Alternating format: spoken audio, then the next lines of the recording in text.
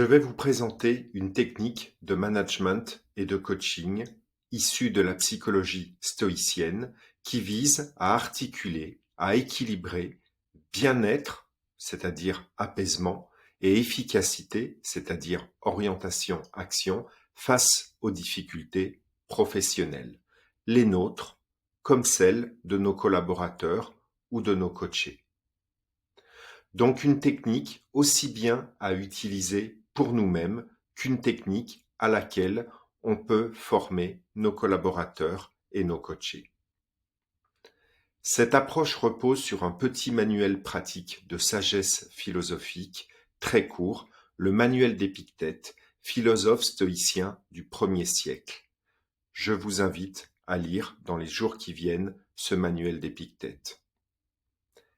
Épictète attire notre attention sur la distinction fondamentale entre deux choses, ce qui dépend de nous, les ta éphémines, et ce qui ne dépend pas de nous, les ta déouques éphémines. Ce qui dépend de nous, nous dit Épictète, c'est, premièrement, jouer notre rôle social, notamment notre rôle professionnel face aux difficultés, c'est-à-dire agir en l'état de la situation, au service de nos objectifs, de nos missions, de nos valeurs, de nos aspirations. Ce qui renvoie, en grec, dans le texte d'Épictète, à l'ormai, c'est-à-dire la propension à agir. Deuxième chose qui dépend de nous, nous dit Épictète, acter ce qui est, prendre acte de l'existence des difficultés, accepter leur présence et leurs conséquences, ce qui ne veut pas dire ne pas agir. Deuxième thème qui renvoie à l'orexis, que l'on peut traduire par les attentes ou le désir. Troisième type de chose qui dépend de nous, selon Épictète, notre réaction émotionnelle face aux difficultés, c'est-à-dire notre capacité à nous mettre en paix avec l'existence du négatif et de ses conséquences, à comprendre que notre rôle, c'est agir face aux difficultés, mais pas d'en souffrir ou d'en être trop stressé. Comprendre qu'on est payé pour agir, mais pas pour souffrir. Comprendre qu'on a le pouvoir de rester serein face aux difficultés, car ce n'est pas vrai, nous dit Épictète, que les choses négatives ont le pouvoir de nous faire souffrir et de nous stresser à ce point. Ce qui renvoie au thème de l'upolepsis, c'est-à-dire des jugements de valeur que l'on porte sur les choses. Et ce qui renvoie également à ce qu'Épictète appelle la proairesis, c'est-à-dire notre capacité à choisir notre réaction face aux événements négatifs.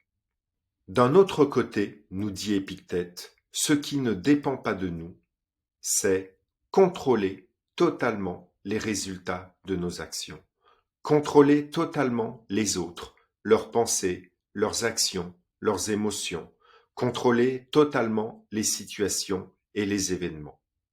Ce qui ne dépend pas de nous, nous précise également Épictète, c'est la sphère du corporel, le soma, notre santé, notre force, notre apparence physique, les effets de l'âge. Ne dépendent pas de nous également les biens matériels, les ctésis, notre argent, les objets que l'on possède. Le pouvoir également ne dépend pas de nous, archaï, par exemple notre ascendant social face aux autres. Toujours parmi ce qui ne dépend pas de nous, les doxaï, nous dit Épictète, c'est-à-dire les opinions, les avis des autres, notamment en ce qui nous concerne.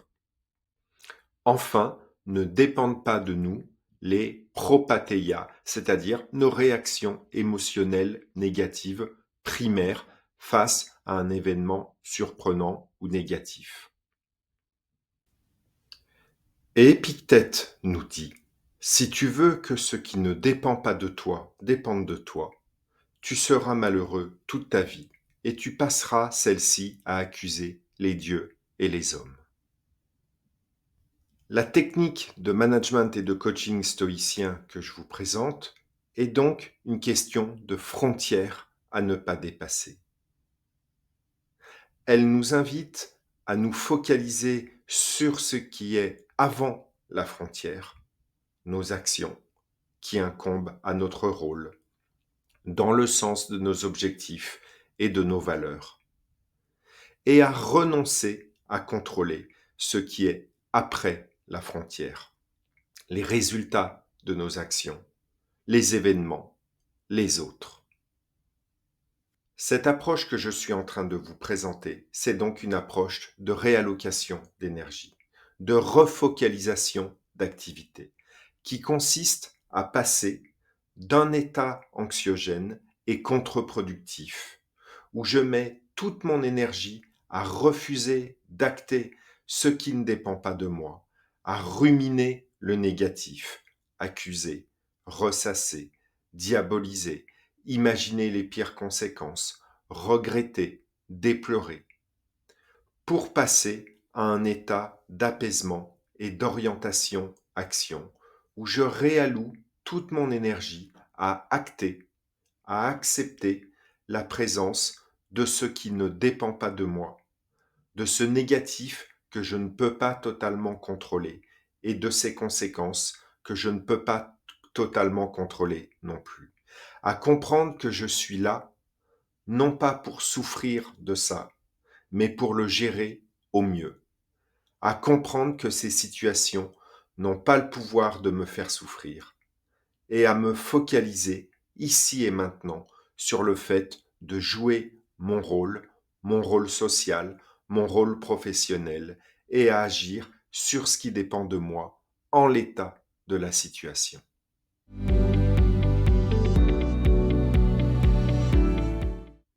Je vous présente maintenant les différentes étapes de la fiche outil de coaching ou de management avec l'approche stoïcienne. Première étape A. Le coaché ou le collaborateur réalise la description du problème auquel il est confronté.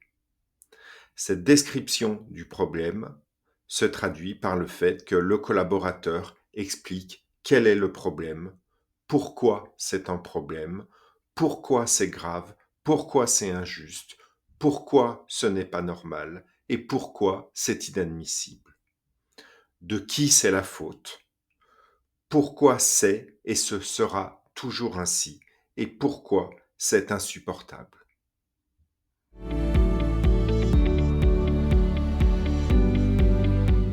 Nous passons ensuite à l'étape B, réalisée par le coach ou par le manager. 3 sous-étapes. La première, B1, l'alliance, l'empathie.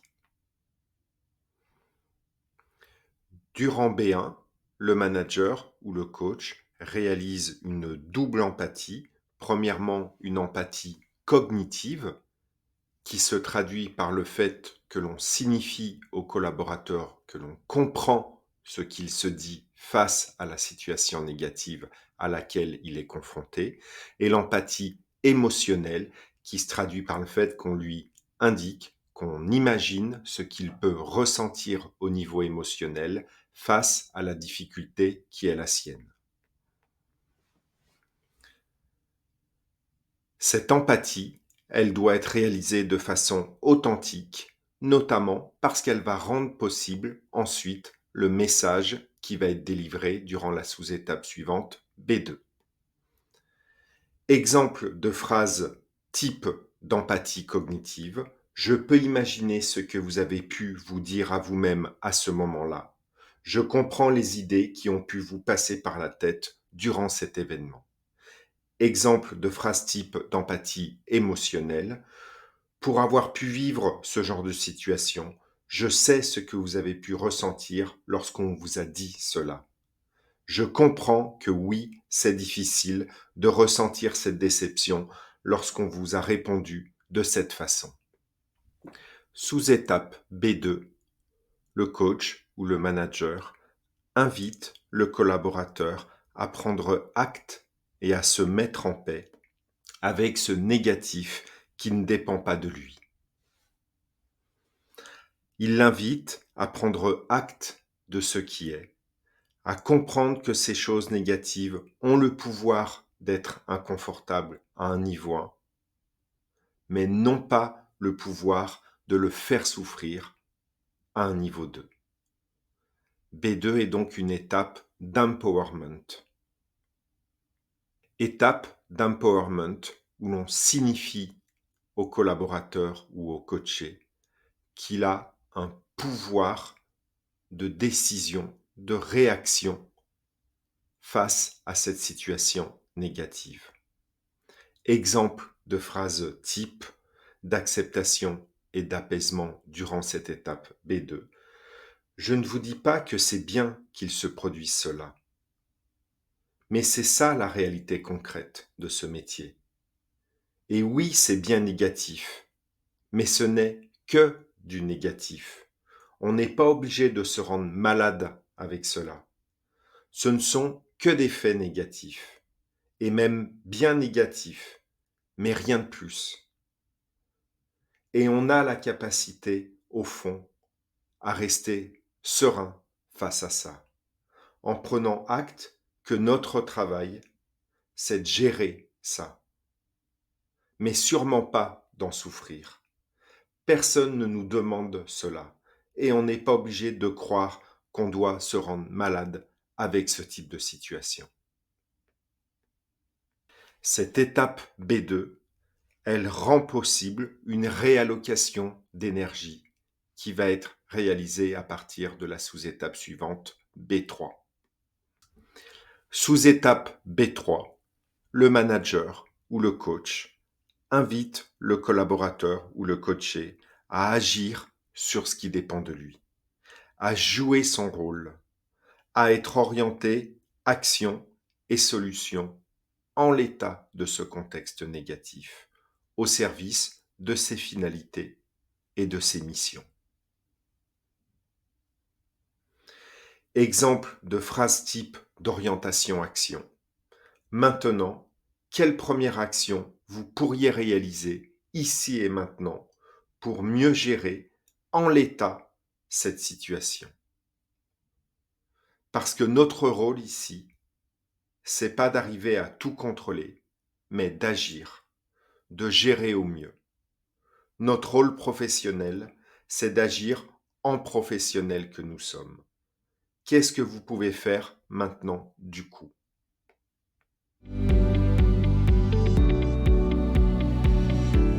Étape C, la réponse du coaché ou du collaborateur suite au discours qu'on vient de lui tenir. Deux possibilités. La première, C1, le collaborateur réalise à nouveau de la description du problème. Dans ce cas, le manager retourne à l'étape B du process et la réalise à nouveau.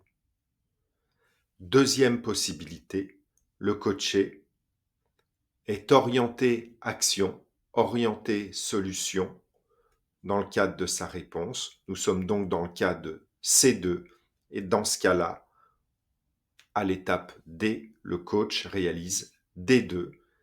Il encourage, il valorise, il opérationnalise et il prescrit. L'opérationnalisation étant le questionnement du collaborateur de type comment vous allez faire concrètement pour faire ça. La prescription étant l'invitation du collaborateur à réaliser au plus vite cette solution qu'il a proposée afin qu'elle soit débriefée après coup avec le coach ou le manager.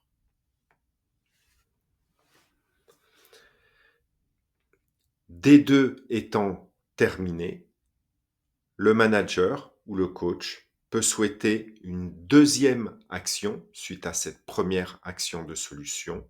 Dans ce cas-là, il retourne à l'étape B3 et il invite à nouveau le collaborateur à proposer une action. On repasse du coup à l'étape C, la réponse du coaché. Deux cas possibles à nouveau. Premier cas, C1. le coaché refait de la description du problème. Dans ce cas-là, au niveau de l'action du coach, on est dans le cas de D1, c'est-à-dire qu'on retourne à l'étape B qu'on réalise à nouveau. Deuxième cas possible, C2, la réponse du coaché ou du collaborateur est orientée action. À nouveau, dans ce cas-là, le manager réalise D2, encouragement, valorisation, opérationnalisation et prescription de cette deuxième action.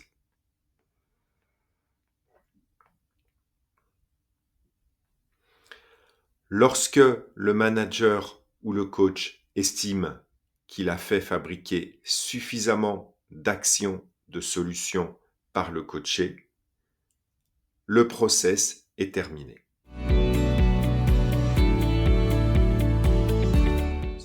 Voici terminée la présentation de la fiche outil de management et de coaching stoïcien.